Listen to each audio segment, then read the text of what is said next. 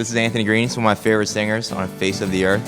We would stay up till 2:45. He's literally one of the most talented people I've ever met, and there's no one else on the face of the earth that sounds like him. And he's probably one of the last few true rock frontmen left on the planet, you know. And yeah, and I trust him musically with my life. And do I trust you with my life? Period. Maybe. Right? Yeah.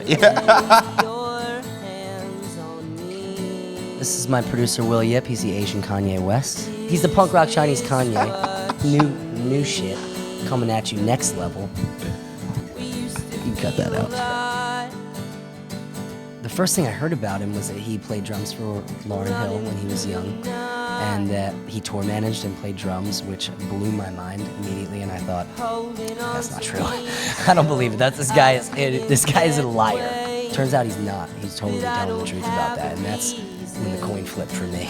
He's also done some amazing records for some of my favorite bands. Yeah, I love working with Anthony because he's good. You know, I just love working with talented people. You know, I only have so many hours in a day. I want to work with the most talented people on the face of the earth. And honestly, like I told Anthony, I think he's on a class of his own. You know, him and Lauryn Hill are my two favorite singers I've ever worked with before. I call Will Yip my personal Nigel Godrich because he says really nice things about me all the time. He compares me to Lauryn. He says I'm a good singer. He said I'm better than Lauryn Hill. I just told him so. He said, "You're better than Lauryn Hill." I said, "You're crazy, but I'll take it." I'm never gonna work for her again. His words, not mine. I would never say that. I love Miss Hill. I would never say anything about her. I second guess myself a lot. It's hard for me sometimes to sit down with things that are so personal, it means so much to me. There's times where I'm completely lost about what to do, and he'll suggest a direction, and we'll check it out, and like turn over absolutely every rock. You know, he's like my guru. It's easy to get tripped up when you're making art and you're expressing like your feelings, you know, and having a guy that knows so much about it and comes from the same world you do, and you know, the same place that you were inspired by to make music. You know, we're just like kind of cut from the same stone in that way. His musical instincts are just so great. When I know he backs it, that it's good. When I see the look in his eyes when we have an idea and he gets hyped, I'm like, damn, this is good. And I love that feeling because I feel that way too. Just need you. I love being, you know, a director, and I love kind of seeing a big picture through. So I was just attracted to producing, and and before I knew it, I'm working at Studio 4, making records with a lot of great punk bands. You know, some of the best bands on the face of the earth right now. Yeah, Studio 4 is actually my dream job. It was a legendary studio owned by Phil Niccolo and the Butcher Brothers. Some of my favorite records in the world were done there. And I interned there, and then 5-6 years later, I bought half the studio. So now I'm an owner there. And we started a label called Baeblemusic, and that's what's putting out the Pixie Queen record with Anthony. But yeah, so a lot has happened in the last few years, but it's been very organic. You know, that's the key with our relationship and with what I do with every band. For Pixie Queen, I went in there with an acoustic guitar. You know, none of them were more than 2 parts, and we would sit down and think, you know, talk about the arrangements and the structure, and we would talk about the melody, and talk about it in a way that we wanted to make the song feel really good.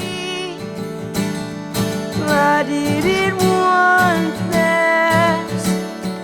It's a disaster.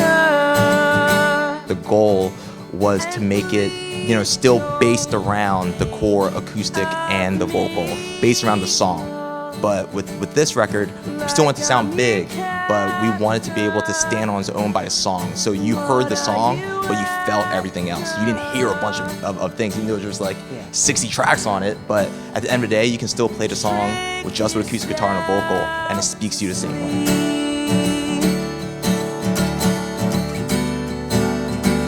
And wake up and My favorites are... God, now I know the name of the songs. All day he's been like, track 1, track 4. I only know working titles. why would I ever want track 5, Reason to Stay. Reason to Stay. Reason to Stay, which I think is a banger. That's one of my favorites. That's the one. That translates so well live, And full band. that happened so organically in the studio. That was born from one riff that Anthony had, and then in 20 minutes we had a song from just shooting back and forth ideas. Like you're in a A lot of times when you're demoing, you're writing, there's a lot of, you know, you can sometimes your internal, you know, level of whether or not things are good can be like, well, I like it, but this is good. Does this make sense to anybody? And having somebody right there where stuff bounces around, and you know, you can kind of feed off of each other's positivity. I need that. You know, Good I knows can't. good. Yeah, I can't do it on my own. I won't say good knows good, just because that's your thing. that I couldn't comprehend. You asked me to go without. With Will, it's never like sitting down like, hey, what's gonna make this song get on the radio? What's gonna make this song like get the you know, it's always like, hey, how can we make this song feel amazing? I know when I say that to him, he knows what I'm talking about, you know, and that's invaluable to me. The whole time, it's very much a partnership. Let it be.